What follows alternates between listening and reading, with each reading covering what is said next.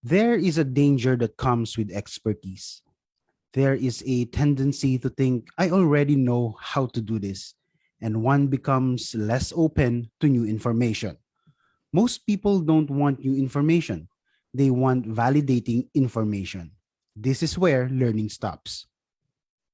But we know that we should never stop learning because the more we learn, the better we are at facing the world. Sabi nga sa avatar ni James Cameron, it is hard to fill a cup that is already full. Sabi naman sa Zen Buddhism, Soshin is a concept which means beginner's mind. It refers to the idea of letting go of your preconceptions and having an attitude of openness when studying a subject. Kaya naman, let's cultivate Shoshin, see with new eyes, and never stop learning, regardless of our expertise level on a certain subject. Kabataan, it's now time. Now, Youth Talk. How do I reconcile my loved one's political How do we differences? campaign in a How do pandemic? we engage our candidates? How do we What talk to if our I community? don't like my elected officials? How do you respond to respect my opinion? It is now time for the voice of the youth to be heard. Now, Youth Talk.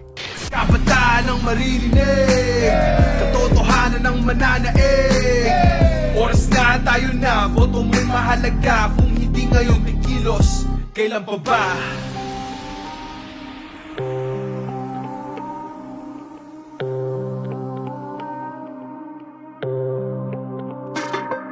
Isa na namang magandang araw. This is Lance Daniel hosting another episode of Now Youth Talk, 2022's most important conversations discussed. This episode, we're talking about speaking about issues that are not in our wheelhouse. Grabe no, actually ang daming issues na gusto ko talagang pag-usapan pero medyo natatakot ako kasi baka hindi ko masyadong gamay ito. Isa dito siguro astrology. Grabe sa mga kabataan ngayon like me. Wow! Biglang ganun. Sa mga kabataan yung sobrang uso ng astrology, no? Yung mga Scorpio, mga Cancer, kung ano pa mga signs dyan. Tapos hindi ako masyadong makarelate kasi although sobrang fun nilang basahin, fun nilang panoorin, hindi ako masyadong maalam doon. So minsan talaga medyo shut up na lang ako, especially when my friends are talking about it. How about you, Val? Ano namang subject or topic yung medyo hesitant kang pag-usapan? Alam mo, good that you brought up yung something na in the purview of the kabataan, no? Yung mga astrology, yung mga zodiac signs, mga planets. I think, Lance, kasama yung mga planets, no? Parang, are you in the are you in the scope of Uranus? Mga ganyan. Ano ba yung planet mo? Sometimes hindi ko rin yan nasasabayan. That's why, kagaya mo, medyo hesitant din ako to talk about that particular subject. Pero sa akin, parang ganyan din, no? Something that I really enjoy, something that I really love engaging on, no? Kaso pagka medyo expert yung kausap ko, medyo nai-intimidate ako. That for me is anime naman. So I love watching animes, no? From time to time, tapos syempre growing up, meron akong mga favorite na pinapanood. And then, one area, Lance, na hindi ko matatakasan when discussing anime is of course manga. Doon naman, hindi talaga ako komportable. Yeah. Kasi minsan, pag minimension na yung author, that this anime adaptation is way different from the manga, doon na parang medyo nagba-back off na ako. Kaya, that for me something na hindi ko forte kumbaga, and it intimidates me, to be honest. Ito actually yung anime na especially may community yung mga otaku, tapos minsan talagang nakaka-intimidate din maki-join sa mga conversations nila kasi baka feeling mo mali pala yung sinasabi mo or may nami-mispronounce ka or may nami-misquote ka. Okay. Feel kita doon, Val. Yes, that's true. No? Kasi of course when we're talking about something, we want to be right. No? We want to make sure na when we discuss something of a particular topic, we must carry din, dapat factual yan. Dapat tama yan. Kasi or else you'll be spreading misinformation. That's why there's hesitancy when you're talking about topics naman na beyond your purview talaga, di ba? And yun nga, yung na-mention natin, puro yan tungkol sa mga interest yan ng kabataan. Kaya Lance, time check naman tayo dyan. It is now time for the voice of the youth to be heard. 40 million members of the youth are set to vote on May 9, 2022. Whether or not you are part of that demographic, this election, with no exaggeration, will define our generation. Tama ka dyan, Val. Kaya naman join us in these critical election months as we go through a mind-boggling list of 2022's most important conversations. We're here to hear you out. And now, Youth Talk. Each episode, we read out a letter from our audiences. Think of it as a conversation playing out in your head. So you'll be ready to know what to say when you encounter these in real life. Speaking of expertise, sasamahan muli tayo ng mga experts natin sa usaping election, Lance, no? To help us make our decisions. And because, again, these are the most, probably one of the most important decisions we're gonna make on 2022. Tama ka dyan. And of course, our first guest is from Vote Pilipinas, your one-stop site for the latest updates about voters registration and the 2022 elections. It is a non-profit, non-partisan initiative to provide accessible and verifiable information to ensure that Filipinos are updated with news concerning the upcoming 2022 elections. In partnership with the Commission on Elections, Vote Pilipinas is a passion project by a team of like-minded individuals driven by the desire to contribute to impacting change in the Philippines. Sa lahat ng otaku dyan at mga fan ng Zodiac Signs, let us all welcome Mrs. Rondario, founder of Vote Pilipinas. Hello, good morning. Hi, Sis. Good morning. Good morning, How are you? Good. Tired, but good. Marami nang ginagawa, Mrs. ha? Yeah. Ito, 3 months away na lang eh. tama po, oh my God. Can't imagine, no? Okay po. Sige, Miss, siguro pa unang question lamang. Can you tell us more about Vote Pilipinas, especially sa mga viewers natin na hindi ganun ka-familiar about it? So Vote Pilipinas really started, as you guys mentioned, it was really just a passion project of myself and of my company, so Impact Hub Manila. And it was born out of the fact that I realized after the midterm elections, about 70% of my staff and my closest circle weren't registered voters. And as a, I consider myself as a patriot. Medyo na-stress ako ng konti. Sabi ko, what do I do to force these people to register? So, gawa ko ng program. Ganun lang yun. Ganun kasimple. Kasi, syempre, kapag project ng team mo, wala naman silang choice but to be models of it, right? It was really just that. And then, I represent a community of entrepreneurs and startups. So, damay na rin natin yung community. So that was really the birth of Vote Pilipinas. And when we proposed and we met with Director James Jimenez of the Commonwealth of Comelec, that was really just the ask na can we partner, can we work with you, use us as your as your microphone, diba, to get the stuff that they're already doing. Kasi Comelec naman does so much eh. Medyo amplifying lang naman talaga yung where I felt we could come in. And because we come from the world of tech, when we forged a partnership, when we signed the MOA, and we became the official partner for the commission, I felt that our value add was really to infuse technology. And so we've been developing tools to help our citizens get to know the facts faster and more accessible. So, yun. So now we're in the phase 2. We successfully rolled out the voters campaign, the registration campaign.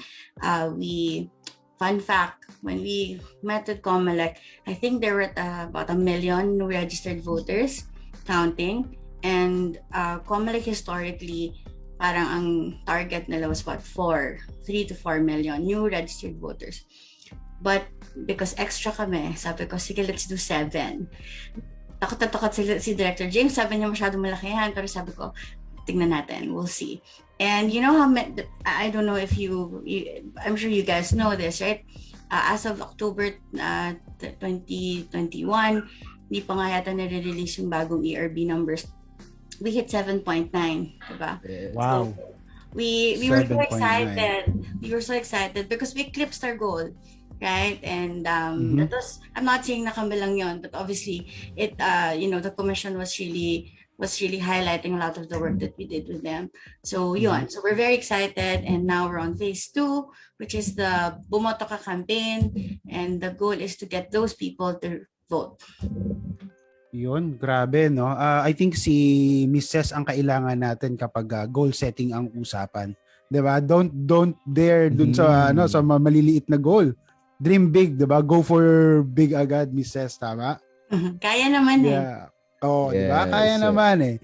And Mrs. talk about amplifying the efforts of COMELEC din, 'di ba? And our second guest, Lance, is needs no introduction, pero sabi nung technical person dito, introduce ko na rin daw, no? Mula sa #NowYouVote 2022, ang lagi nating guest at taga-amplify naman ng call para sa mga kabataan. Let us all welcome the programs officer of Now You Vote 2022, Mr. M Bhagwal. M, kamusta ka?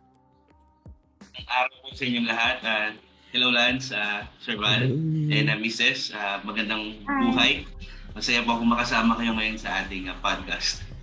Yun. Si M, bihasa na sa pagpa-podcast eh. Veterano na ng podcast Parang hindi words. pa rin po eh. Yung kabanan. Kinakabahan pa rin. Parang first time voters, no? Yan. Totoo. Sige, bago natin simulan yung talagang discussion natin for today, siguro magandang magtanong muna tayo ng isang medyo chummy question sa ating mga guest, Val. And we can also answer if you want to, ayan. Sige nga, ano ba yung tanong natin? Totoo. Alam mo nung high school kasi meron 'di ba may mga cream of the crop, ganyan, tuwing prom. Tapos isa talaga sa pinaka-striking na title sa akin yung Jack of all trades. So, ibig sabihin nun, parang marami kang kayang gawin pero you are a master of none. Yun naman yung downside nun. So sa ating mga guest po, may tanong lang kami, would you rather be a jack of all trades or a master of just one? Grabe. Ganda yung tanong ha. Siguro simulan natin kay M, no? Si M, jack of all trades or master of one? Sa panahon natin ngayon, Kuya Val, dapat jack of all trades and master of one. Parang kailangan renaissance man ka na. Pero so talagang wala na talagang choice, kailangan isa lang, master of one. Master of one. Bakit master of one, M? Kasi iniisip ko lagi, kung jack of all trades ka, yung iba naman sa mga ginagawa mo, may pwedeng ibang gumawa eh. Pero you should be at least expert of one. Yung parang yun yung killer move mo. Na pag itong bagay ito, ikaw yung unang-unang sasagi sa isip kasi ikaw yung expert regarding sa bagay na to. Totoo din naman. Yun lang yung focus mo. Oo nga, tama. Then, Branding. kasi pag isa lang din yung focus mo, parang, di ba minsan yung energy, yung thinking time mo, yung thought life mo, minsan doon din pag-focus, kaya lalo mo pang nare-refine eh. Ang hirap kasi, iisip ko lagi, pag in-spread mo maigi yung sarili mo sa sobrang lawak, minsan you're spreading yourself too thin. Kaya ang hirap na din. Okay. Doon tayo sa stick to one, di ba? Sabi stick to one. Meron din ako. Mukhang may hugot si Lance Doon tayo sa master of one kasi stick to one. Okay. That's the quote of the day ha. Paki-ano po ito. Grabe. Paki-note.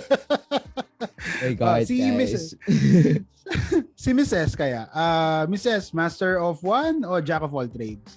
Generalist ako eh. So Generalist, okay. Generalist. And also because I think of my role, no, I'm an entrepreneur, I'm a business person, I'm a founder, I'm a CEO. So as much as I'd like to know everything, I can't, right? I just one thing, I have to know everything, right? You need a little bit of knowledge on specific things. You don't need to know everything, but you need to know enough. Alam mo, pag niloloko ka na, kapag binabawasan na yung cash mo, binabawasan na yung mga sales targets, at alam mo yan, diba? You need to know enough.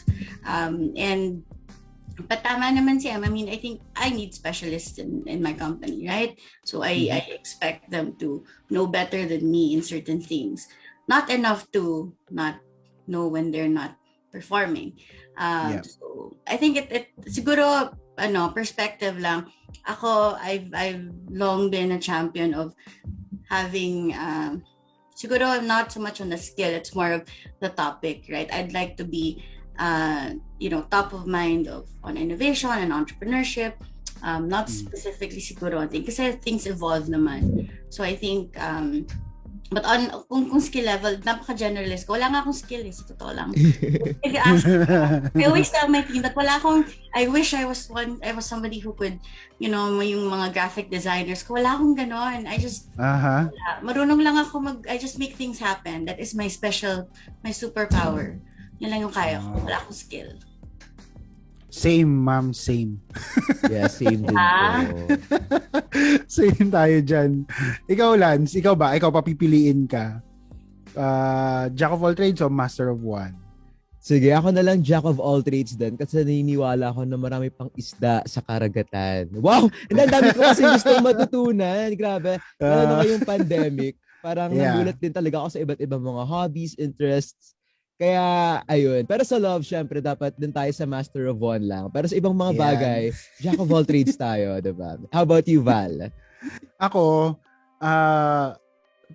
naniniwala din ako dun sa sinasabi ni Mrs. na you can still know a lot of things, diba?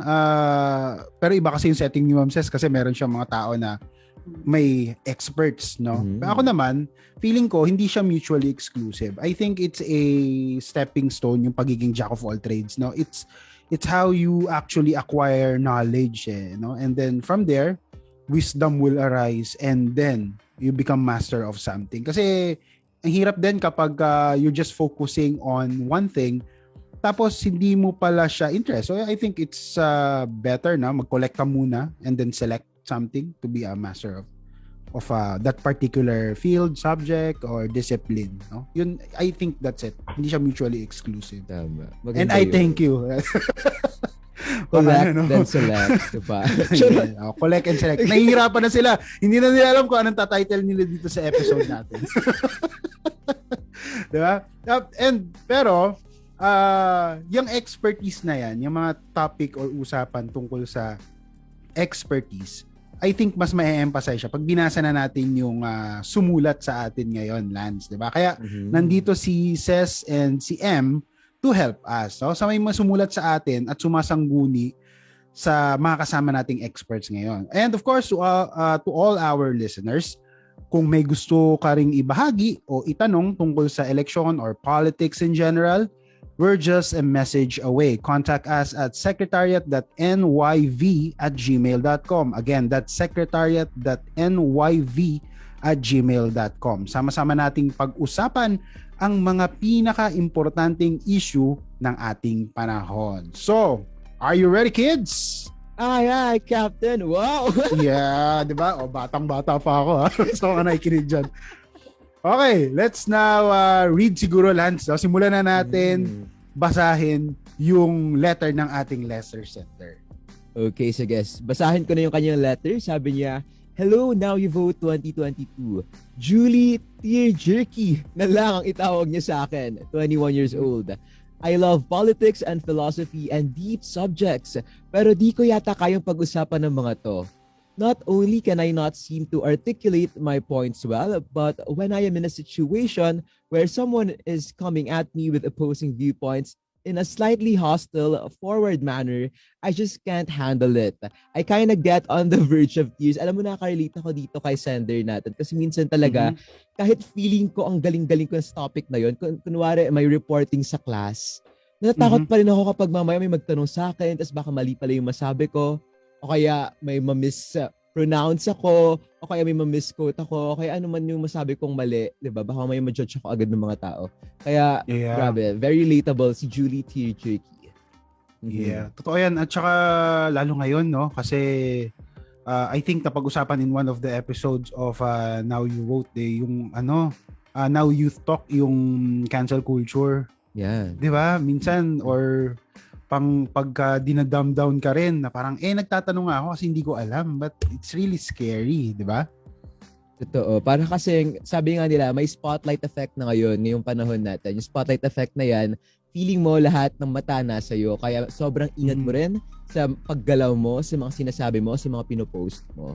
Ayun, pero actually, no, medyo normal naman ito kasi alam mo ba, Val, I recently read about famous personalities who still experience stage fright despite their expertise in their fields. At yung itong mga taong ito, makilala na talaga sa industriya, globally man o locally. Nabasa ko sila Rihanna raw, si Ozzy Osbourne, no, 'di ba? Parang hindi ka panipaniwala pero kinakabahan pa rin sila sa kanilang mga ginagawa.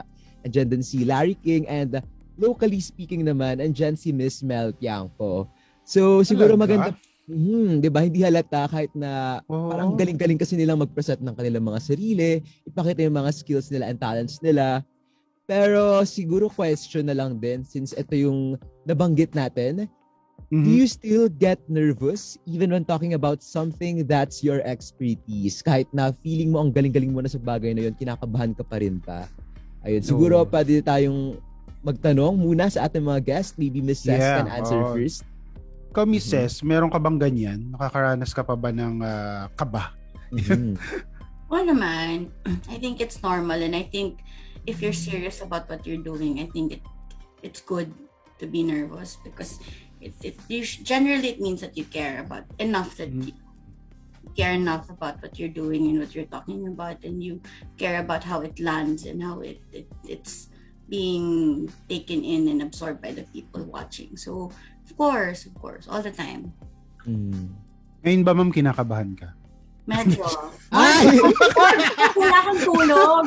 Wala kang tulog. So, medyo stressed ako na I don't think I'm 100% more that. So, feeling ko, yung hindi 100% ni Mrs.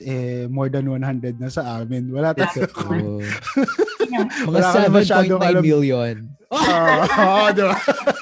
Wala kaming ni Lance, wala kaming bit-bit ni Lance.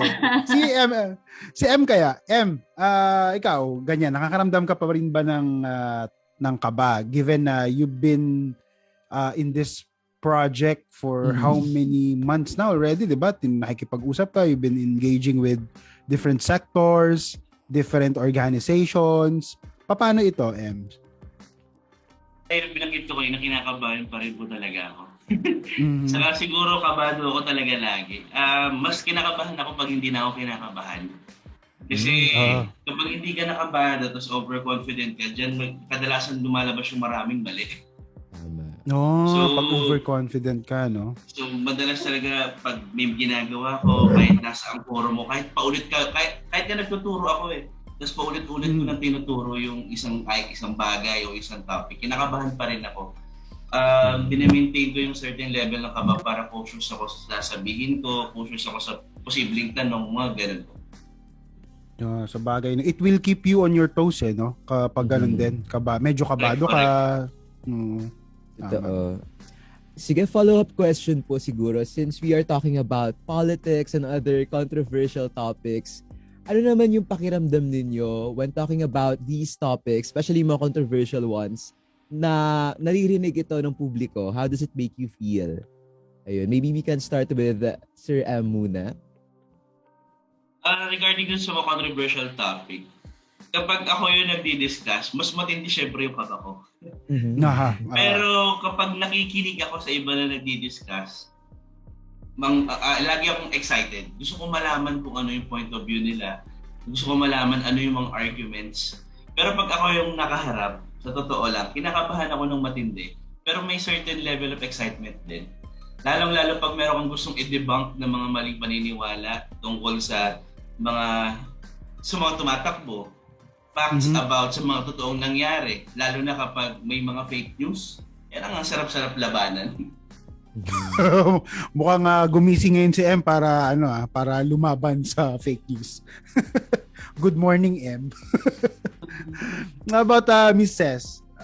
Yun po yung tanong ni Lance. Ano nararamdaman nyo when you're faced with that and it's in the public? Well, depends. Siyempre may gravity ibang issues, no? May mga bagay kasi na whatever you say, your opinion will not kumbaga, it will not dissuade anyone, it will not hurt anyone. Pero tipong, I'll center the topic, siguro vaccination. Kahapon may inaway akong troll. Parang ang issue niya was like, sabi niya, parang bakit daw ina-allow na yung vaccination sa kids, etc. Commenting on my post when I shared na parang, I think if parents want to vaccinate their children, they should be allowed to. Dami yung sinabi, etc. Some point ko lang was simple. Parang, so in my head, kung ganun yung, kung parang, do you like this person? Do you agree with this stance? Yung mga ganun, opinion mo yun diba? Parang, nobody will, parang somebody can take your opinion and decide what to do with it, whether to believe you, research, etc. Pero kapag mga ganyan na meron ng lives at stake, tapos ang information na kinakalat nila is mali yan, sabi sa Sweden, mali yan, yung mga ganun na parang you don't know how it's gonna affect the people who will be reading that. Then I think I take precaution and then doon ako kinakabahan. Kapag may consequences na yung sinasabi ko, yung issue na at hand, tapos may nagka-challenge or merong kung ano sinasabi, tapos ikaw alam mo naman na there is facts. Diba? You can't, kasi opinions are okay, facts are facts. Wala namang wala namang dapat debate. Pero ngayon, pag tuloy natin yung usapan yung letter ni Julie Tirjerky. Sabi ni Julie, for instance, my friend is a fanatic of a certain politician. He started firing off points that sounded like conspiracy theories, but he talked about them with such conviction that I started doubting my own stance for a minute. So, I just decided to mute him instead of expounding my rebuttal. Hindi ko pa rin ino-open yung last chat niya. Mukha tuloy akong talunan. So parang because of that at na-intimidate na si Julie, siya pa yung nag-back out dun sa conversation, and we've encountered people who are confidently incorrect. How should we deal with these kinds of people, especially yung kagaya parang si Julie na medyo shy type, tapos kapag nagkakadiskusyon na dominating yung mga may loud personality, di ba? Ito yung Dunning-Kruger effect, di ba? Yung people with less of a person knows about a topic pero mas confident siya when arguing about it, di ba? So how do we deal with this po? Yung mga may Dunning-Kruger effect. Dami kong kilalang ganyan eh. Totoo. Yung very condescending. Kaya ang tawag namin dyan, yung pick of Mount Stupid. Ay, grabe yun. Peak of Mount Stupid. Mount Stupid? Yung college ako, yan yung tawag namin. Kasi di ba parang the less you know, the more you talk. So, di ba minsan, it's parang stubborn naman kasi wala kang alam pero parang sobrang confident. O yung tawag namin ng college. Usually sa inuman mo lang mamimit yung mga ganyan, di ba? Ang daming sinasabi pag lasing na. Pag nakainom na, yung tito mo ang daming sinasabi kapag nakainom. Anyway, I digress. Go ahead, Ems. And how do we deal with this kinds of people naman? Actually, kapag ganun, minsan kikinig muna ako. Hinahayaan ko muna siyang magsalita kapag ganito na yung... Tapos, kasi normally, napapansin ko sa mga taong to, for example, ang haba ng sasabihin o haba ng sinabi mo, magpipiksa nung sila ng napakaliit na topic doon sa sinabi mo, na confident sila, tapos doon na sila babara ng mga arguments.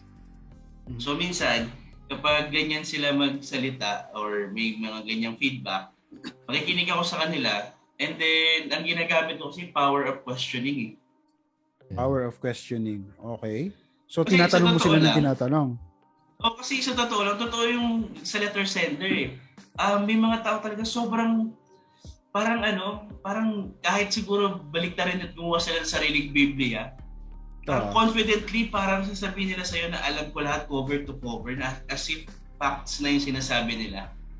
At hindi lang yun yung sa letter sender sinasabi niya dominating may mga ganyang tao, persuading pa. Sobrang ang galing mag-persuade kahit na mali-mali na yung sinasabi. So, yun, kaya ako siya magsalita. Minsan nga, di ba, let your enemy do their mistakes.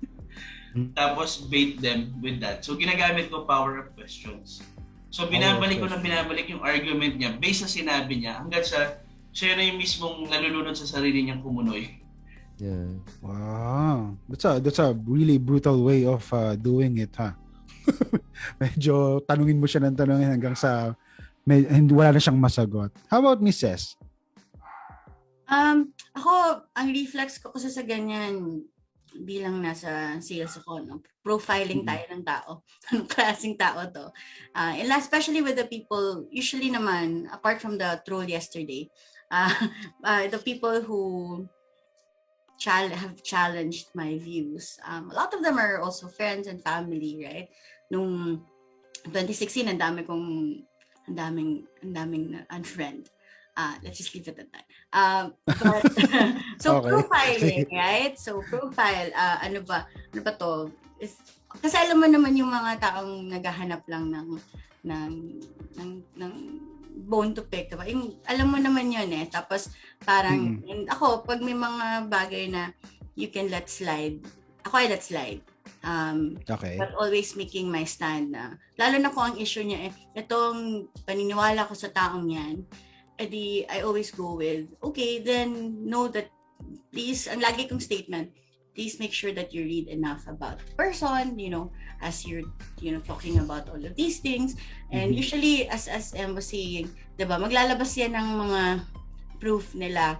Tingnan mo na lang yung proof na yan. Tas kung hindi naman reliable source, diba, sabi mo, hindi dated XXY yan. Baka you might want to see the updated one, diba?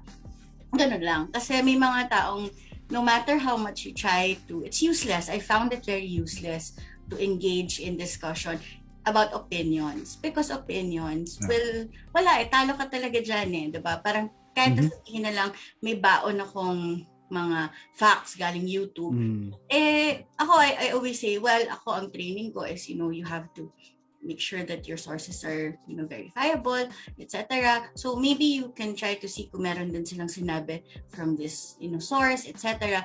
Ganun lang. Kasi pag sinabi, hindi kasi ganyan, okay. Pag ganun na, wala nang window opportunity yan. Naghahanap na lang yan ng away, diba? Pag ganun, I've learned, that's why kahapon, nagulat din ako sa sarili, ko pinatulan yung troll na yun. Pero kasi you've learned to walk away because there are people who will never listen. I think we also have to allow ourselves to not, yung sinasabi niya na nagmukha siyang talunan. Sometimes, the best parang fights are won not by parang toppling over the other person. It's maintaining your dignity and walking away. Yan. Ikaw, Balance, may ganyan ka ring similar experience kagaya kay Mrs. Oo naman, marami. Actually, kung sila kanina yung tawag nila ay peak of Mount Stupid, kami naman lata. Kasi di ba yung lata kapag walang laman, maingay. Maingay. Oo. Kaya parang, yun na lang, ang dami talagang lata. Actually, kahit sa classes ko, maraming lata. Pero kung political naman yung usapin, marami talaga dyan sa Facebook, maraming mga trolls. Tapos, simpleng post mo lang, mamasamain nila, sabihin agad nila na nagbibelong ka sa isang political affiliation kahit hindi naman talaga. Minsan nga, actually, sobrang hostile nga ng mga to. Kaya natutunan ko na lang ding mag-avoid at mag-ignore ng mga ganitong klaseng comments. Tama yung sinabi kanina ni Miss Cessa na parang sometimes talaga you can't change people's minds. Ganoon na sila ka-firm sa mga decision nila. Pero as much as possible talaga, I try to enlighten them. I try to invite them sa mga educational discussions. Pero hindi talaga kaya at alam ko namang andyan lang siya para asarin ako. Hindi ko na lang talaga pinapatulan. How about you, Val? At sirain ang araw mo, no? Ganyan. Ako naman, of course, there's a lot of people out there naman na ganyan yung effect sa atin. Yung mga mamaru, no? Yung mga nagmamarunong. Yung tinatawag natin ngayon. That's the laymanized version, I think, of Dunning-Cougar Effect. Yung mga nagmamaru. Pero yung bang profiling na sinasabi ni Mrs. Kasi ako feeling ko, I wanna be candid. Minsan makikita mo yung comment section, no? For example, a news article talking about vaccination, something like that. And then you click on the comments, tapos yung top comment dyan, yung pinakamaraming laugh react usually. Di ba? Tapos kiklik mo yung profile niya, tapos titingnan mo, how come this person would comment something like this? Yung ba yung profiling, Mrs.? Hindi ako sigurado eh. Pero ako, I do. Guilty ako doon. Kiklik ko minsan yung profile.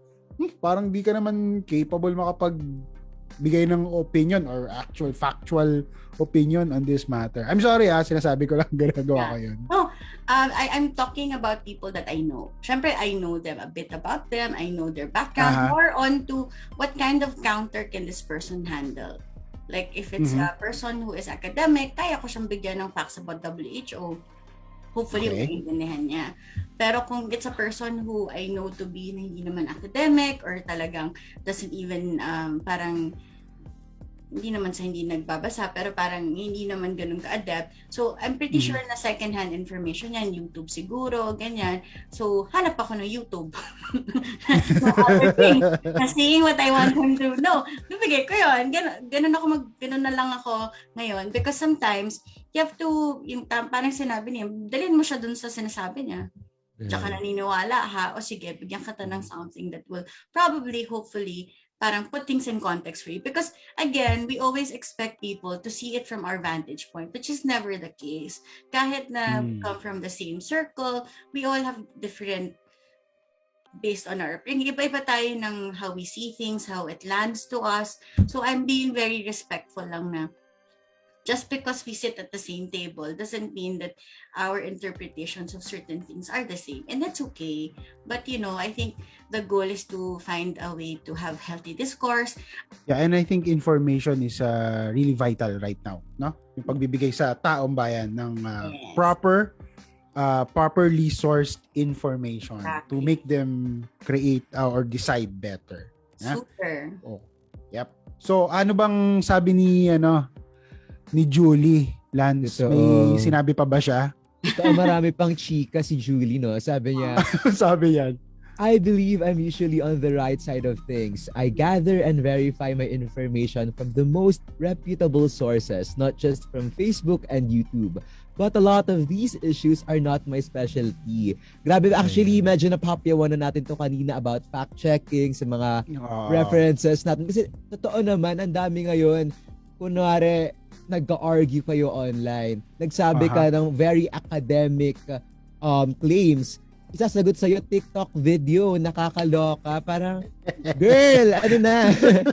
Kaya ang tanong ko po, how do we differentiate between sources? Ano po ba yung mga criteria natin para masabi ng isang source natin ay maganda or valid or credible?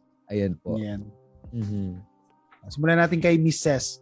Mrs., ano ba ang ginagamit ng Vote Pilipinas na mga sources? Shameless plug ako So we are go ahead. developing the candidate profile dashboard, which is it's a comprehensive information bank of all information pertaining to those who are running for president, vice president, senator, and party list. So the dashboard aims to present people with things that they should know about the people who are seeking for elected posts. Even their moral fortitude, mga crimes history nila, sala nila, academic background, work experience, etc., etc. And sa amin, when we do this, the primary source, syempre, because we are trying to, a lot of these things kasi we try to confer with details about the candidates. Most of them are government officials. So, syempre, kapag naghahanap kami ng information about them, ang primary source are government websites, right? Yes. And then there's official records, diba? Such as Congress and Senate website. Meron naman Actually, there's a treasure trove of information out there that is available for the public. We also partnered with FOI, Freedom of Information office, and they have a portal. Did you know that? And Yes. you can ask anything from any public government official. Their salin, etc. Lahat pwede nyo tanongin. Kung bibigay, it's another question, di ba? Yes. Paano namin sila? So we partnered with them, and they're giving us access to they're helping us source a lot of these information. And then there's personal website, obviously, diba? Because ang context namin dito is we expect our officials and would be elected government officials to be truthful in what they say, what they post on their website, diba? And then there's the news reports. Ang problema sa news reports, a lot of times people take them, syempre that's what we use, diba? Pero ang nakakalimutan ng tao, yung news reports na yan kasi, that's based of things, right? Whether it's an article that was written, whether it's a source that links somewhere that was expounded by the reporter. So minsan nakakalimutan to scrutinize the news report. So kami, pag nagaganyan kami, kung may sources na, lagi naman kailangan ng sources, diba? Ang news. The reputable news agencies will always cite their sources, right? And so pupunta ka doon sa source na sinite ng news, diba? And then there's press releases, etc. Because those also they're expected to cite their sources. So before you share anything from those sources, you check the sources that they cited. Now, if medyo dubious, balikan mo ulit ngayon, compare ka, hanap ka kung nagbabanggayan, di ba? Yun. Tapos the last primary source would be in our is like siguro yung mga interview nila, yung speech nila. Interview. Tsaka yung mga pinopost nila sa social media nila, na nakakalimutan nila, mabalikan mo yun. Dali sa buhay mo, screenshot mo, di ba? Mga ganon. Yun yung primary sources namin, di ba? Pero we always, yun, that is the primary sources, and then there's secondary, di ba? There's books, publications. Ang problema sa mga ganon, most of them are not updated when you read them because syempre na-publish na yan, di ba? So you also have to double check whatever figures it's presented there, you check what is happening now. Kumbaga, yun yung pinaka-culprit ng maraming tao, feeling ko. Yung mag-share sa Facebook, tapos mali yung date. Unang-unang scrutiny ng tao sana, yung mga secondary sources na ganyan, tingnan nyo naman kung para ano yung content ng information na sinishare ninyo, di ba? Yes, that's true. Ayun, tapos marami pa yon, mga secondary sources, yung mga opinion ng mga commentary facts or yung mga analysis ng mga independent advocacy groups kasi may weight din naman yon. Kaso titingnan nyo lang ulit, may sinite ba na source or opinion yan. Now, if it's an opinion, take it with a grain of salt and then do your further fact-checking. Pero dapat ganon. So, we have a team of maybe 20, mga 20, so mga 15 who are working on the profiles of the people. That is the process. And then we are the last step is we go to the candidates to provide their information. Magbabangga lang kami. Tinatanong nyo rin talaga sila. Tanungin namin sila upon the advice of COMELEC. Pero syempre may mga facts kami na I'm sure if we ask them, they would not want us. Baka they would rather it be left out. Pero syempre ang responsibility naman is to the Filipino people. So yes, we will post. So pasensya na lang, di ba? Parang ginawa mo yun eh. Yes. So primary sources, website and websites, interviews, official news reports, official records, government, mga naka-post sa government websites, no? Kasi can consider them as primary information there or primary sources. Any additional, ano pa yung dapat criteria natin for finding or looking for a good reference or source when it comes to the information na nakikita natin ngayon? Sa amin kasi aside, kasi kami sa Now You Go, ang ginagamit namin issue-based discussion eh. So pag pinag-usapan yung gutom, dinadagdag namin yung studies na ginagawa ng UN, ng world, ng mga international institution, maging ng national institutions natin na may mga data, may mga study. Tapos pag pinag-usapan naman natin yung unemployment, syempre may datos din naman ng DOLE.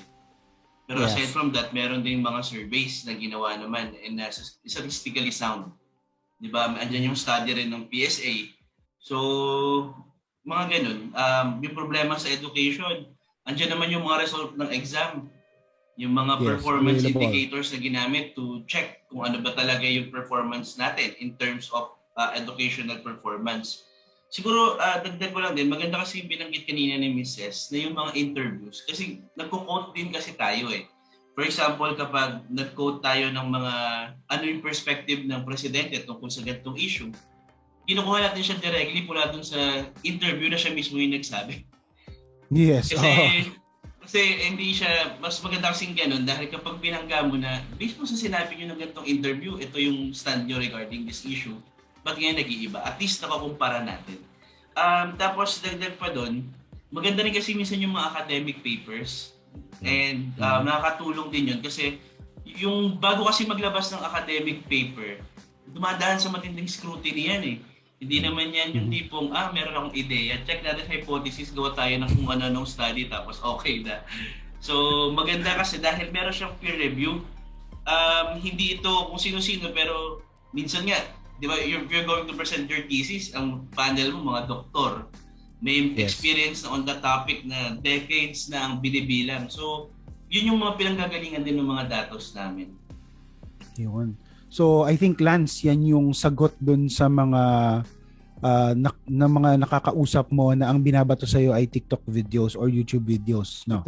Maghanap tayo ng mga reputable mga sources, no? Talagang mga data-driven at talagang from credible sites and sources. Kaya guys, sa mga listeners natin, huwag tayong kung saan-saan lang naghahanap ng mga references. Siguraduhin natin na tama at accurate yung mga nakikita natin, mga sinishare natin. Kasi ayaw naman natin, of course, na mag-spread ng fake news, especially in these crucial times. Tama ba? Yes, that is so true, Lance. No? Kaya nga, ang Now You Know PH is now part of #FactsFirstPH.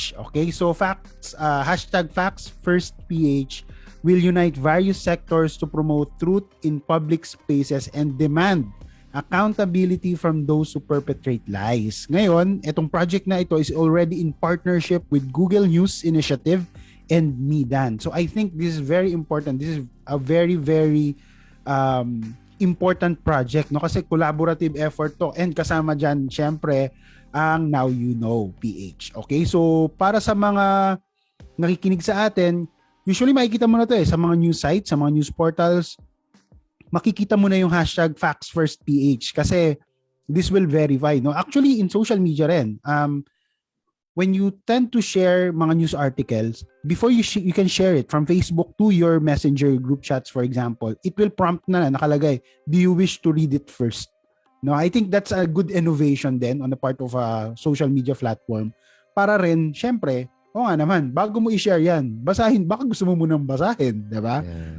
And of course, yun, ano pa rin yan, effort pa rin natin on the part of the reader and the user. Okay?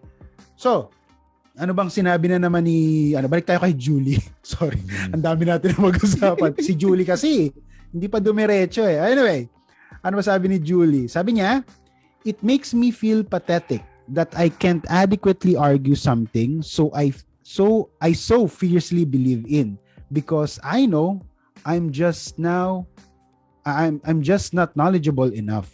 There are very complex topics, but I know we really need to talk about them. So, how important ba is rhetoric when campaigning? Siguro si M makakasagot nito. Yung mga rhetorical campaigning. Paano ba to, M? Siguro kasi pagaling ko sa mga rhetorical campaigns, kung mapapansin nyo, ang mode kasi nila is kumukuha sila ng something na catchy para sa masa. Okay, catchy. That's totoo yan. Ganun yun. Yung iba ka sasayaw na lang eh. Wala lang sinabing plataforma eh. Pero, yun ganun talaga eh. Kaya, I always dare people to ask.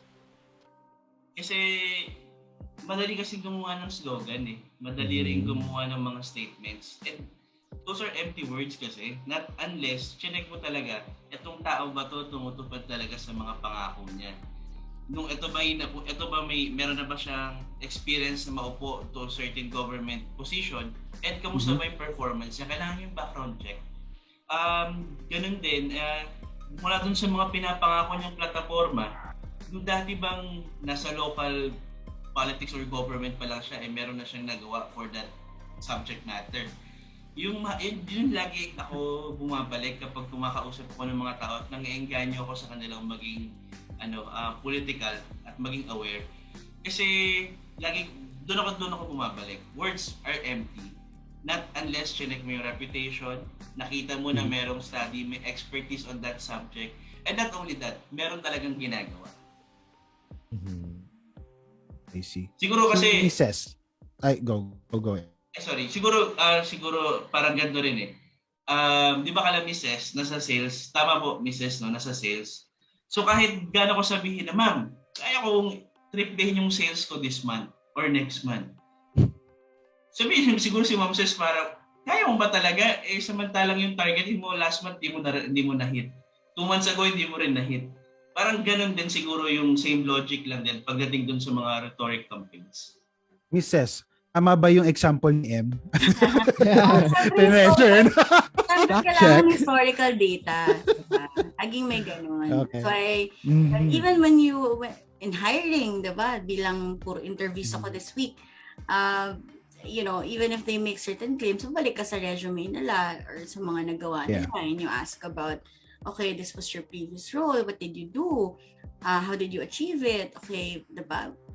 All of those things. And I guess, again, shameless plug, yung dashboard, one of the key features of the dashboard, kasi there's one page dedicated to every candidate.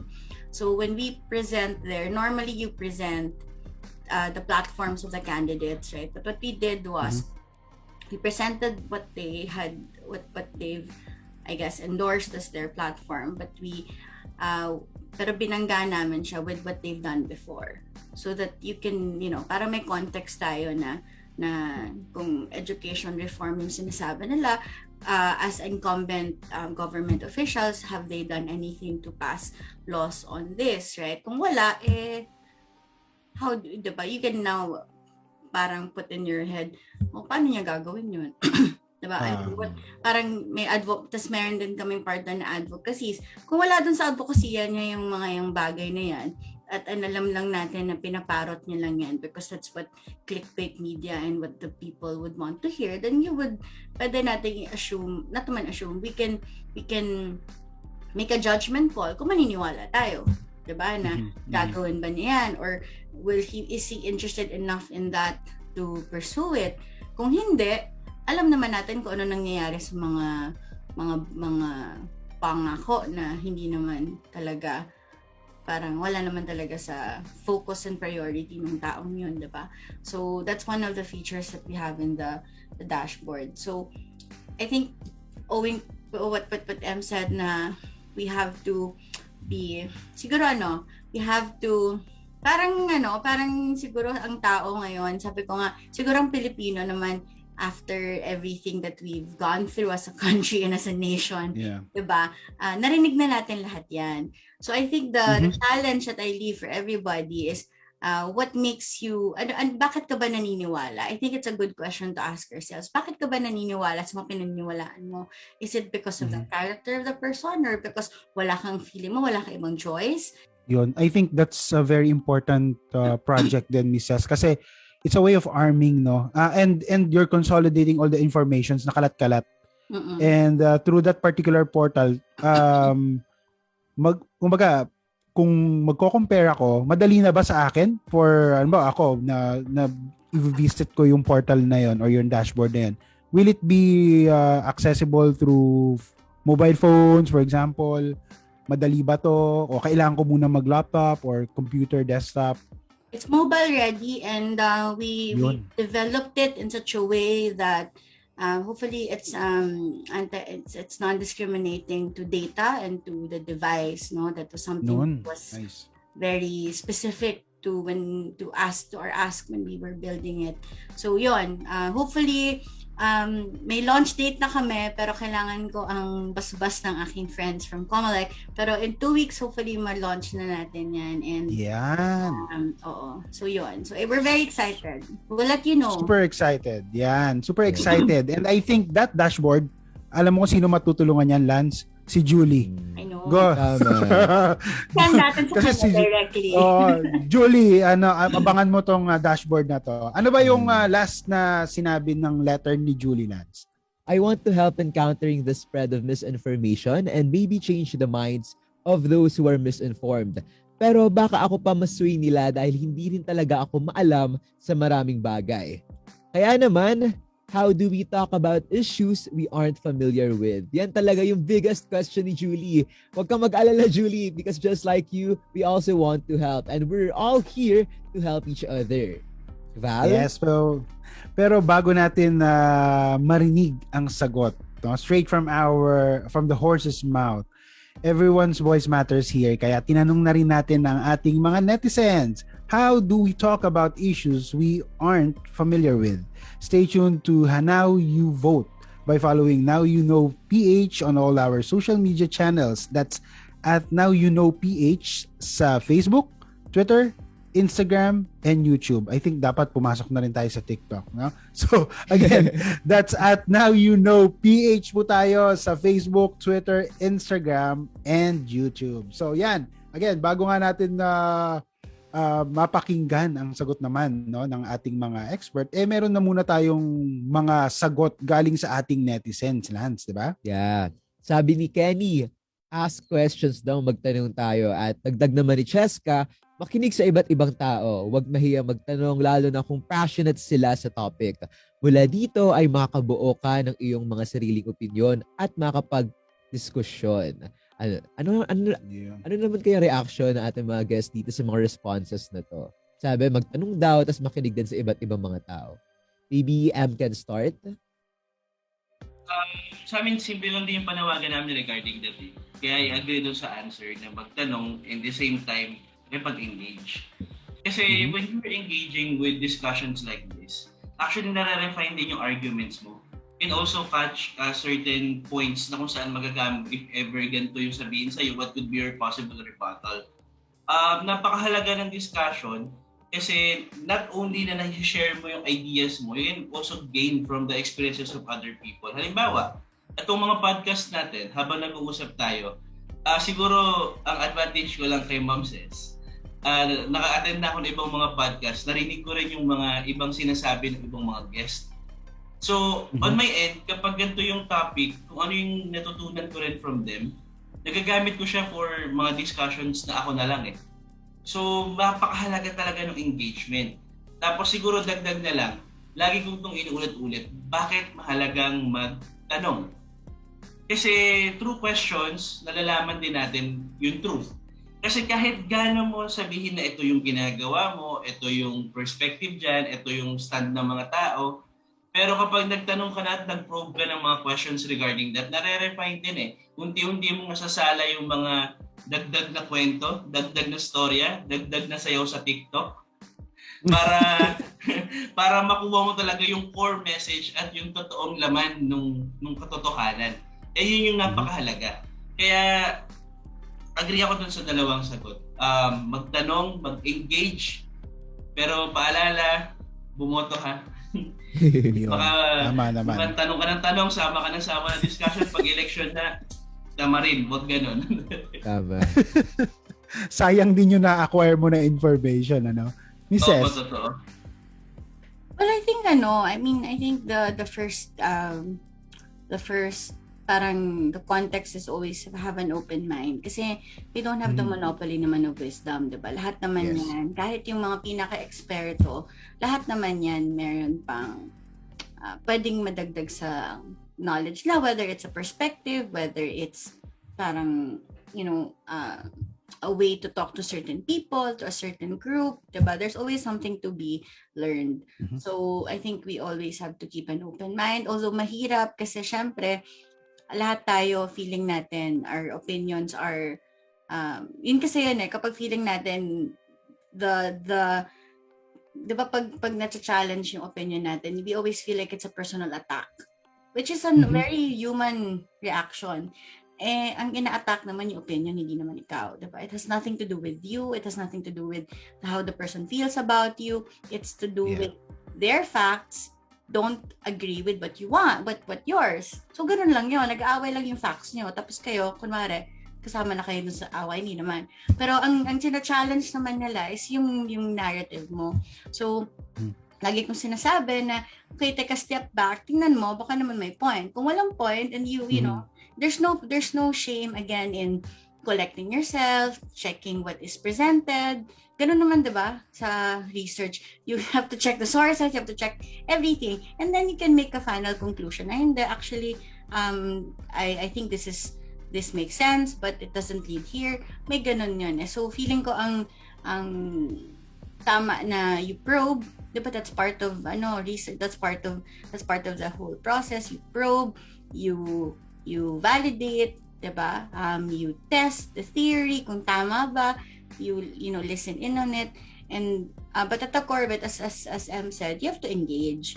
Hindi naman din pwede na parang you just don't respond, diba? Pero unlike dun sa unang mga nag-comment sa atin from Lance, etong mga next naman po na nag-comment, medyo iba naman yung pananaw nila. Sabi ni Alisa, hindi ko po alam, mahirap pag-usapan ang politika, mag-aaway-away lang. Sabi naman ni Hans, use Ford if you aren't good with small talk. Talk about F, family, O, occupation, R, recreation, D, dreams. May pa-acronym . And then sabi niya, R, stuff to avoid. R, religion, A, abortion, P, politics, E, economics. Ba? May pa-acronym to si Hans, no? And si Alisa naman ayaw nang din mag-engage kasi mapapaaway. Ano ba? Kasama, grabe naman yung acronym ni Hans medyo. Bakit naman yung pwedeng pera na lang, bakit pa? Anyway, sige. 'Di ba? You can't talk about pera, politics, economics, religion, and abortion. Anyway, the point is, dapat ba hindi natin pinag-uusapan tong mga bagay na to? Mrs. Yan, politics, economics, religion, abortion, mga ganyan. Well, again, it's a personal choice, right? It's a personal choice to engage or not to engage. But ako parang my main question is it because you don't want to stir controversies or drama, or you have to get to the bottom why you don't want to engage. Kasi kung ayaw mo ng kaaway, hindi naman dahil, baka dapat i-reframe mo ang mind mo na kapag nakikipagkwentuhan ka naman about politics, it doesn't always have to end bad, right? Baka, baka again, preconceived notions are biased, baka ang dami niya nakikita, diba? Now, if this is out of experience, then we have to, okay, you don't have to, diba? Pero ako, I think, there's always a level of discourse that I think everybody should engage in. Kasing simple ng pag tinanong ka kung ano ang stand mo, I think lalo na kung you decide to voice it out in kung kwento mo yung stand mo, I think it's important to have a stand on many things because it's also very it's good for you to know around you sino yung mga kasama, you host the people like-minded, who are people around you who think the same.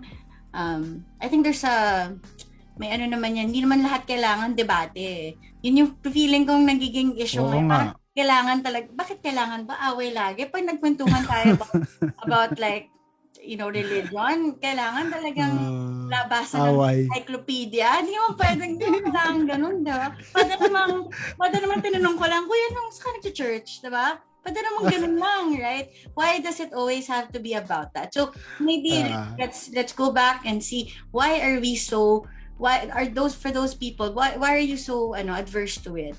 And then you see why. Now, if you get to the root of the problem na kasi dati naaway ako, okay, then you figure out what what about it led you to the fight, 'di ba?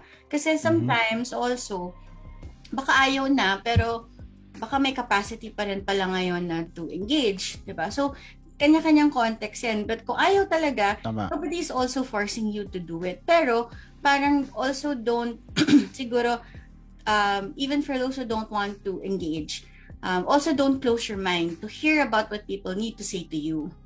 Feeling ko, kung ayaw niya makipagkwentuhan, ayaw niya makipagdebate, wag lang, siguro it would be healthy also to parang still allow people to share their thoughts. Kasi, I think it will also help you, your growth, diba? And for you to get to know these people, I assume yung mga magkikwento sa'yo, kilala mo, diba?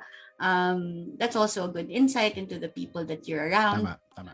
Yun lang siguro. Kung ayaw niyo magdebate, that's fair and that's your right.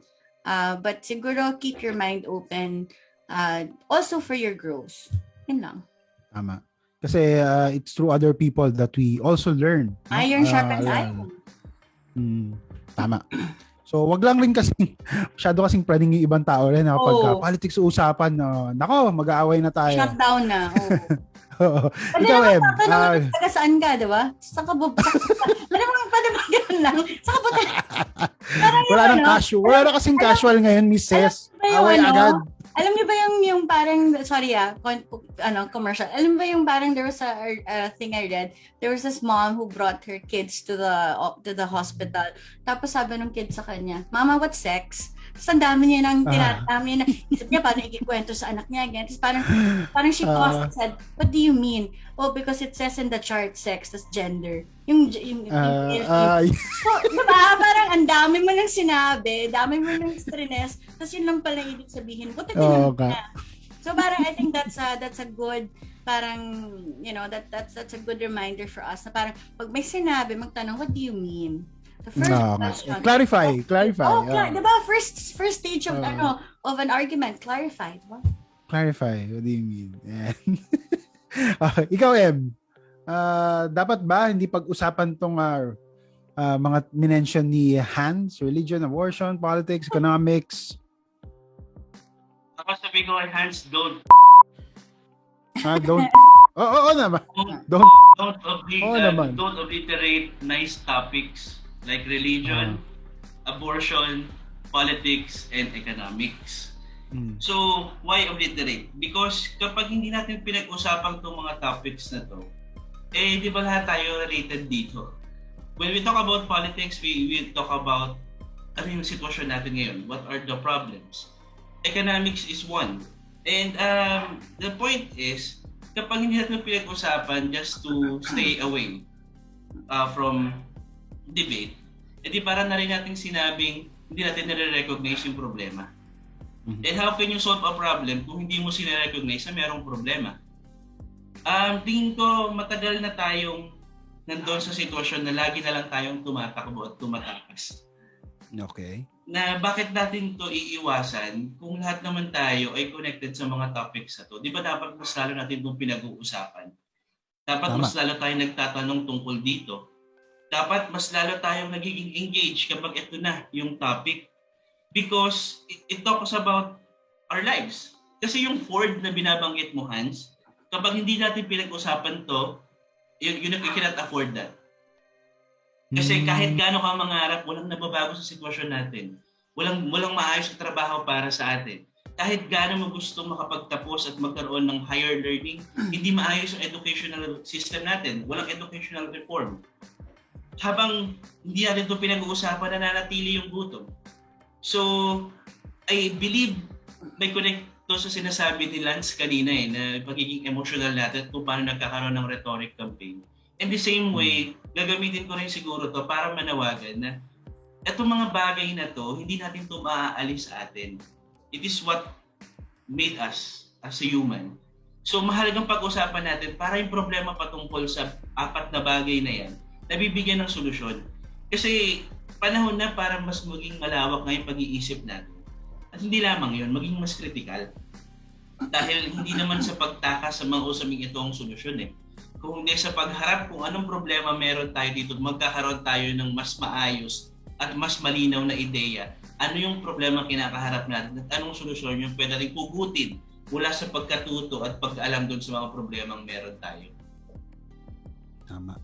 And I think just to add, no, before I ask Lance then about this, siguro baka nai-intimidate lang rin tayo dun sa topics, no? Parang kasi ang broad nun topic, politics, economics, and not all of us are exposed probably on this very very big topics na biglang ibabandera sa'yo or i-engage ka, di ba? Ano ba, tanungin ka bigla nung kaibigan mo, tingin mo sa macroeconomics ng Pilipinas. Like, di ba? Whoa, relax.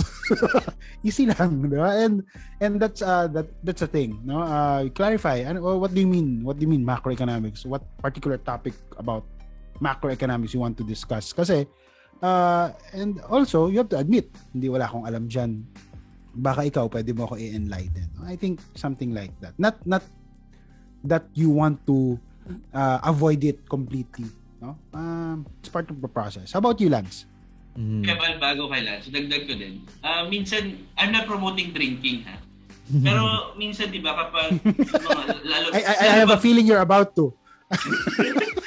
Pag minsan yung mga, ako kasi nakita kong evident to, kapag yung mga kaibigan ko or yung mga kasama ko, pag minsan nakainom na ng konti, minsan nawawala yung filter ng ganyang takot Doon mo nakikita yung mga suggestion, ideas nila, at ano yung mga personal take nila sa mga topics na yan. Na minsan, doon lumalabas yung magandang mga diskusyon. Kaya minsan, di ba, sabi nga, mahaba-habang usapan. In vino veritas. Yan. How about you, Lance? Ako naman, i-contextualize ko siguro yung sagot ko sa online setup natin right now na feeling ko kaya may mga taong kagaya ni Hans kasi takot din silang makancel. Yung sinasabi niyang deep, yung religion, abortion, politics, economics, madalas kasi yung kapag ito yung pinag-uusapan natin, very polarizing talaga yung opinions ng mga tao. And ang tendency nito, kapag hindi ka nag-agree sa isang opinion, ika-cancel ka talaga online. Kaya feeling ko yung fear din of cancel culture ay isa rin sa mga nakaka-apekto kung bakit ayaw ng mga tao kagaya ni Hans na pag-usapan yung mga bagay na ito. Although, let us always remember, ako personally naniniwala ako na lahat ay political. So we should really talk about these things kasi totoo naman na mahalaga sila and they directly affect us as citizens. Alright.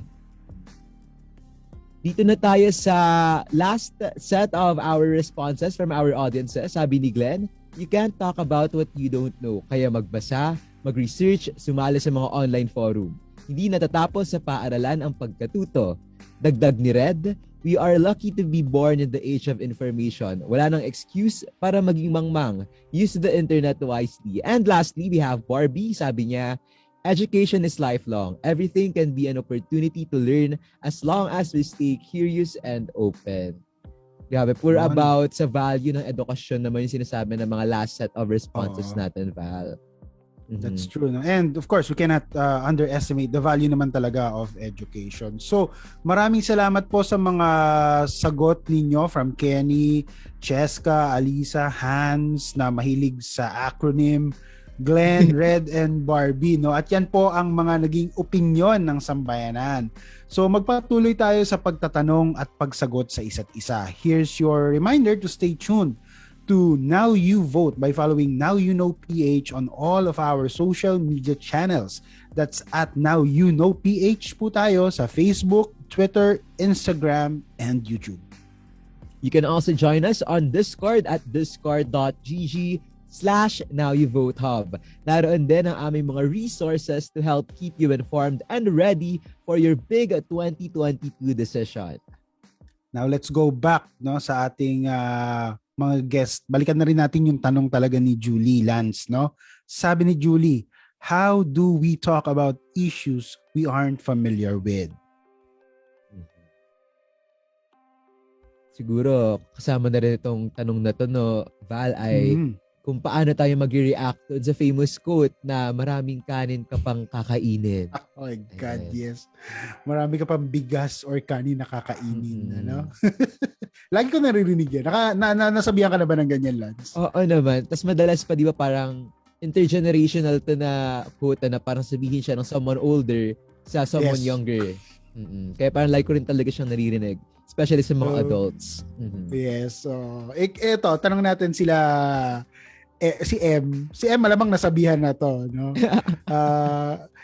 Tapos were you ever triggered M na ikaw ginamit mo tong line na to sa kausap mo? Hindi.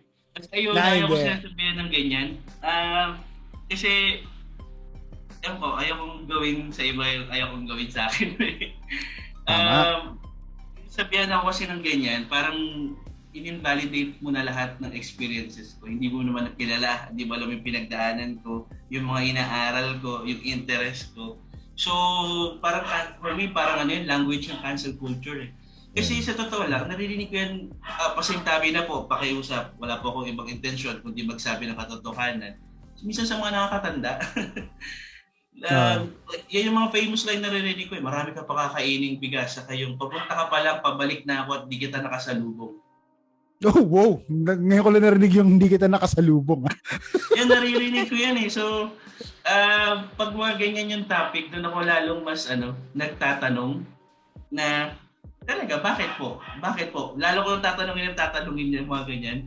Pag ganun, marami na akong tanong sa totoo lang, palatandaan na yun na-triggered na ako eh. Si Miss Ses, how do you react to that, ma'am? Yung marami ka pang kakaining bigas o marami ka pang kakainin. Tapos yung sinabi ni M, ano yun? Papunta ka pa lang, pabalik na ako, hindi pa tayo nagkasalubong. Mga ganun. How do you react to that, Mrs.? Well, it depends on who's saying it. If it's a person of authority, sagot ko, okay, tama ka naman.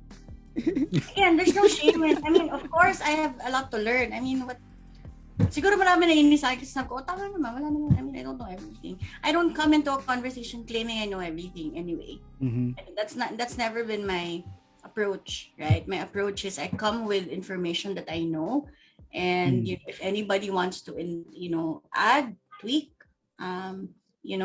whatever to what I had said, sure, game, diba? That's pare-pareho naman tayong natututo. So I think also ego lang din naman. Kung hurt kayo pag sinabi sa inyo yun, bakit totoo? Sorry, pa naman eh. I mean, come on. So, I mean, even people who, like, let's take the COVID, diba, crisis, nobody really knows anything. Right? And when you put people like, the doctors in question, well, it's a pandemic. What else? What do you expect them to know? I mean, come on. Diba? Of course, there's more things to find out. There's more things to build on. With every mutation, it's a different thing. Of course, you don't know. Right? Pero pag pag may nagsasabi na ganyan na wala kang alam, I say, marami po talaga akong hindi pa alam. But babalik tayo dun sa, I think you have to just shift the discussion on the grand scheme of things. Yes, marami pa akong kailangan matutunan, and it's a daily, parang that's a daily goal, right? To learn more, to absorb more.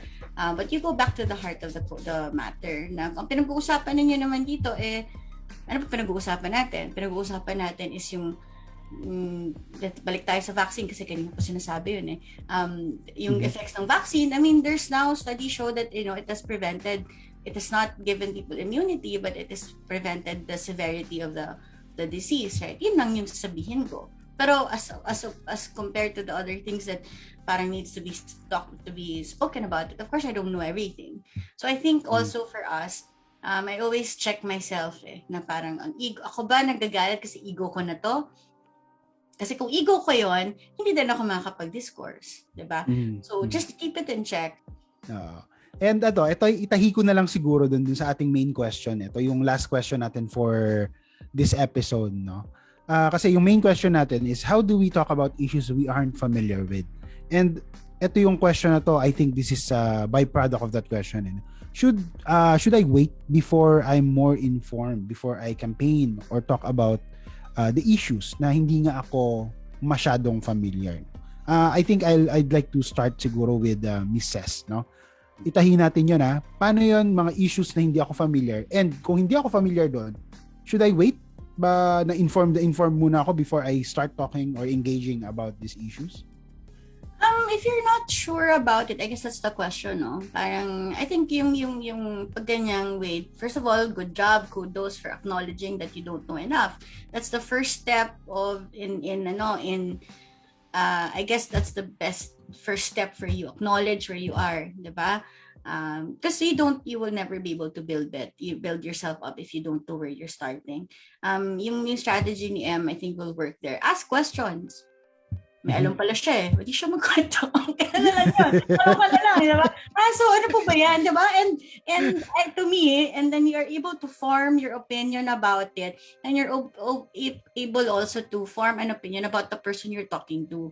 To give you an insight about how this person is approaching certain things. Para kung in the event na, sige, ano po ako, I always do that. Okay, let me get back to you. Favorite kang gawin. Let me get back to you. Wait lang.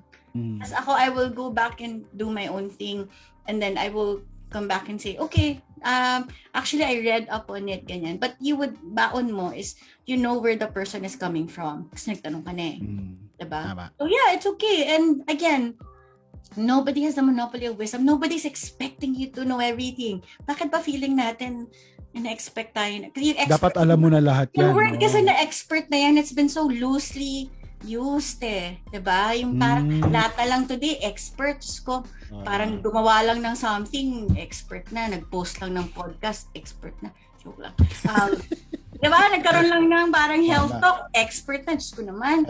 Parang may mga taong who studied years and years and years to pick up that term. Tapos tayo, we're so loose about it. So parang we're not expected to know everything, guys. Relax. You're not a historian.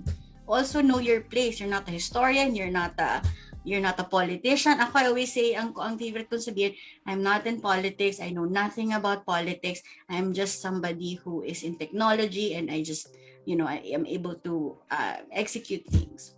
Kasi ang akala ng mga tao, nag-vote Pilipinas ako, expert yan sa politics. Wala po akong alam sa politika. I've never been in politics. I've never been involved in politics. Wala po akong connection sa kahit sino. Wala po akong pamilyang nasa posisyon.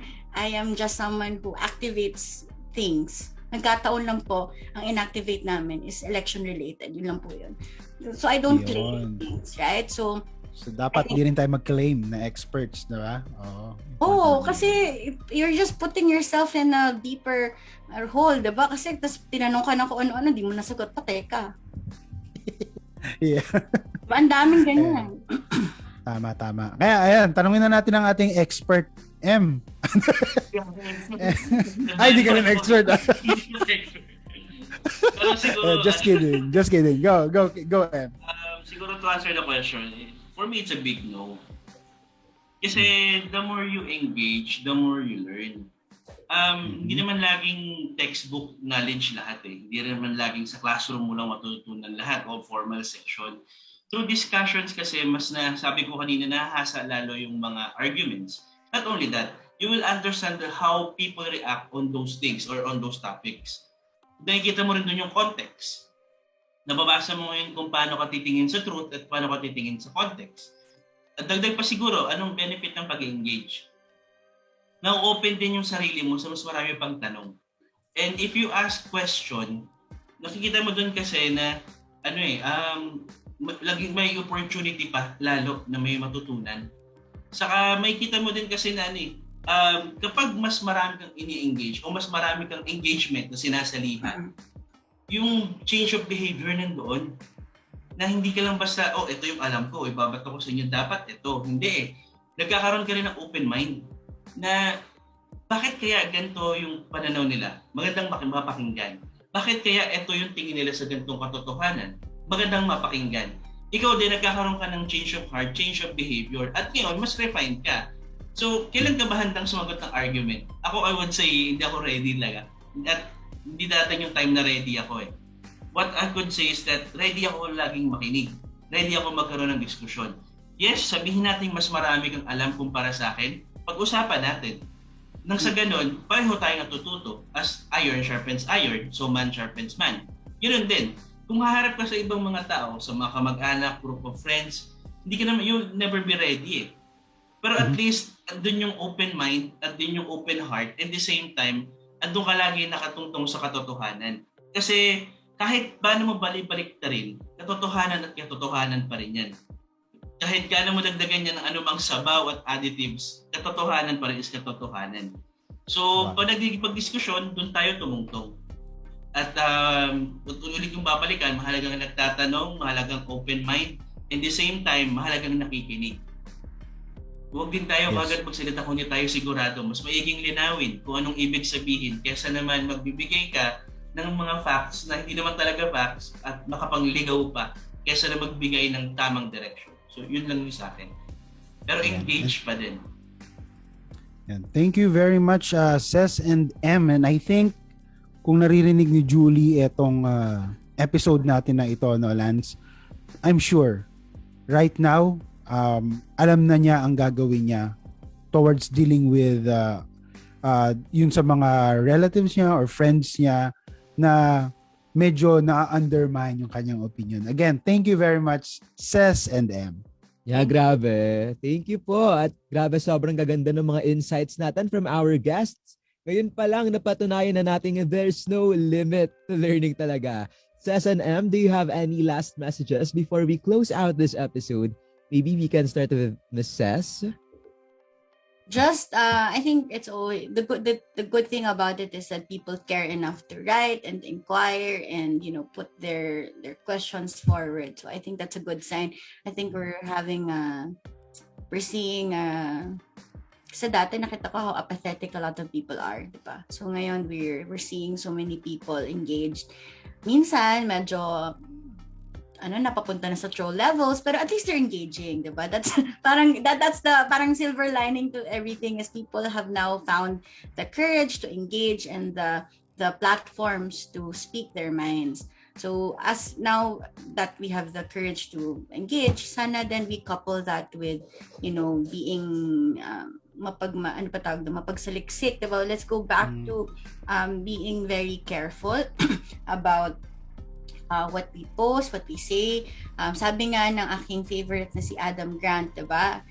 You're entitled to your own opinions in your head, but if you choose to express them out loud, it's your responsibility to A, ground them in logic and facts, B, explain your reasoning to others, and 3, change them when better evidence emerges. So I think we just have to be mindful and conscious about everything that we say. Tama yung sinabi kanina, let's engage, let's ask questions. Parang dati nung nag-registration campaign kami, people were saying we're canceling friends that weren't registering. Sabi ko, tinanong niyo ba kung ba't ayaw?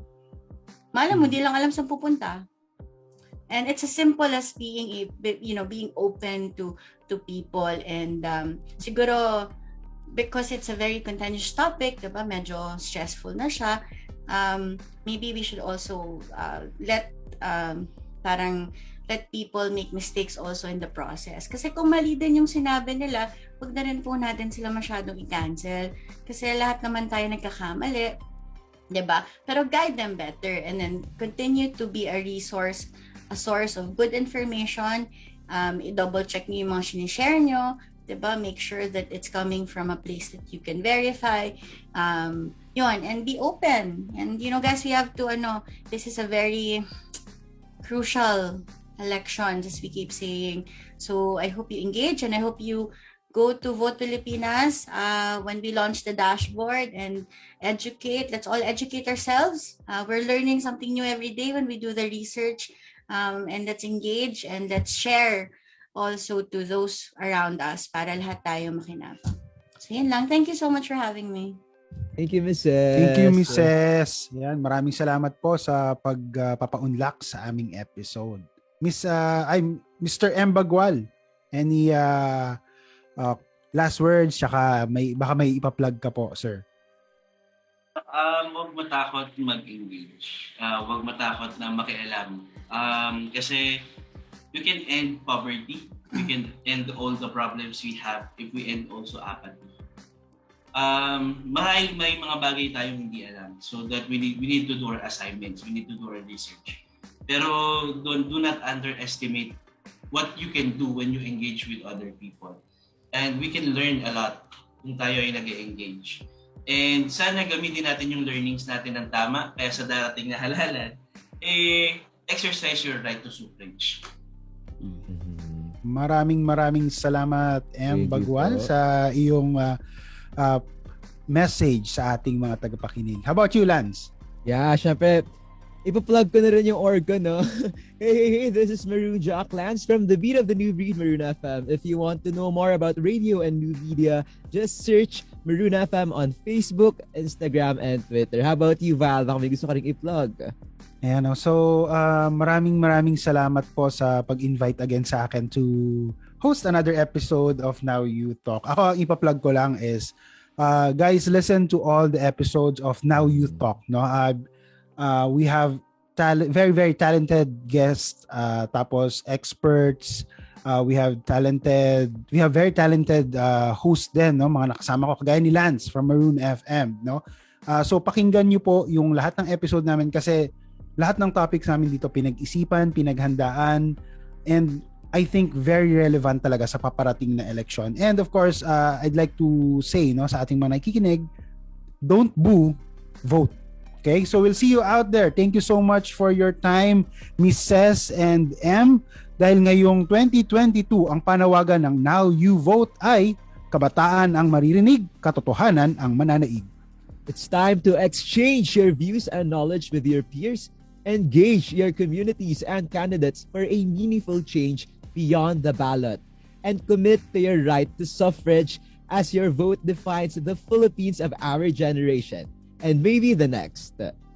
Bukas na bukas ang aming online tanggapan for youth activation sessions and resources to help you make your biggest decision and to nurture your important conversations. Email us at secretariat.nyv@gmail.com. Again, that's secretariat.nyv@gmail.com. You can now also join our Discord server, makiugnay, makipagtalakay at bumoto kasama ng inyong kapwa kabataan sa discord.gg/NowYouVoteHub. We've concluded that engaging in tough conversations is worth it, and that it's not always about agreement. What matters most is fostering conversations that lead to better understanding. So here are some conversation starters to ask yourself, your friends, family, and your community. Is it an issue of knowledge or confidence that you are able or unable to teach about issues you are not fully familiar with? Do you have to wait until you are fully educated until you express your opinion?